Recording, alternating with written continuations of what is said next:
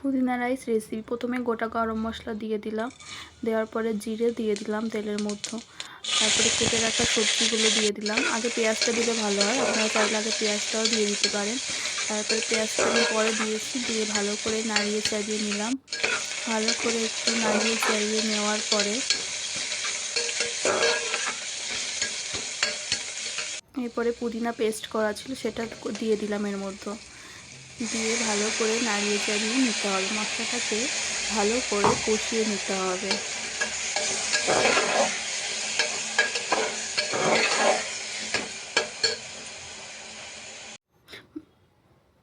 ভালো করে কষিয়ে নিচ্ছি আমি মশলাটা। একটু জলটা শুকিয়ে আসলে এর মধ্যে রাইসটা দিয়ে দিতে হবে।